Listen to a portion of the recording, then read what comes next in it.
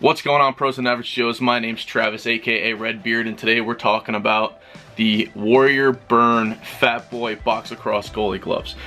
Aesthetically, they're very nice looking, as a lot of their gear is. They spend a lot of money on making stuff look nice and pretty, and as you can see, a big Warrior nameplate right there with their logo right on the thumb, which is a big place that you'll see a lot of shots coming in and making those saves on that inside hand or on your stick hand, and maybe even on your offhand, you know, trying to reach out to make that save. It's got a pretty decent sized front, so big surface area to stop those shots and protect that hand.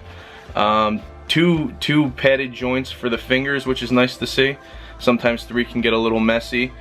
Padding inside here is nice and soft. Wearing the glove itself is fairly nice. I kind of wish the thumb was a little wider or a little farther out from the fingers, because when you go to grab things, that pointer finger tends to want to brush against this. One thing I do like is how short the thumb is. That short thumb makes it very easy to manipulate your stick, going for ground balls, or putting your off stick hand back on your stick to make those outlets. Some of the negatives and some of the things that I've heard a lot of kind of concerns about is the cuff itself and how it fits over the pads, whether it be Max-Lax or Bottoms or even McKenny's, is that they only allow you for this little cutout here, and this is typically what you see in regular hockey player gloves. Now, when you're wearing box goalie uppers, if you're not familiar, you've got this huge pad right on your forearm. Typically it'd be a little bit smaller and a little higher up on hockey goalie arm pads, just because they've got their big blocker, their big glove hand protecting that area. So on box goalies, the pad comes lower, almost down to the wrist, and when you put that on your hand, this doesn't leave you much space to or much play for this cuff to go over top of that forearm pad.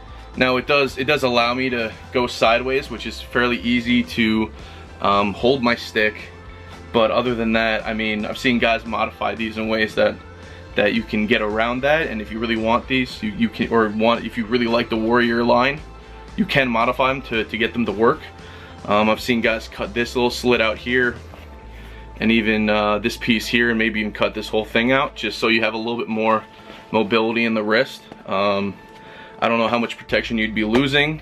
It is what it is, and sometimes you just gotta modify a little bit just to make things work. Another thing that I really enjoy about these gloves is the palm. The palm is very nice. It's a nice leather, it's a sturdy leather, but if you can see closely, in the thumb and right across the palm is a second layer of leather, which helps with the friction of manipulating a stick, or if your gloves get really sweaty and they start getting really damp, sometimes they'll pill, or the leather will roll on itself and it'll start tearing away at the gloves. It won't so much tear, it almost disintegrate. So seeing that is really nice, and just the quality of the leather inside of this it feels really good on the palm, and you can really feel the stick very well.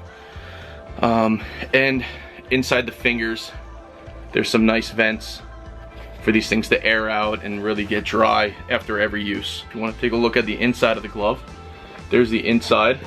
This is a liner, so it's a little foam liner for comfort, but there's the full inside with that yellow foam. Again, nice and comfortable. I did take a couple shots off the hand, and I did feel them. It's been a long time since I felt the stinger, but overall, fairly nice gloves.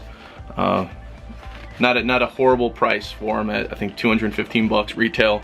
So if you're looking for something to get into the game, these are definitely something nice.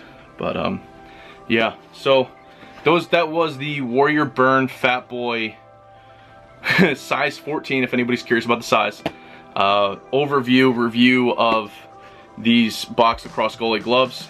If you have any questions or you use them yourself, please leave in the comments down below what you like about them or have some concerns about. Would love to see your comments and concerns. Yeah, that's really it for now, guys. Appreciate you tuning in, and as always, hope to see you out there.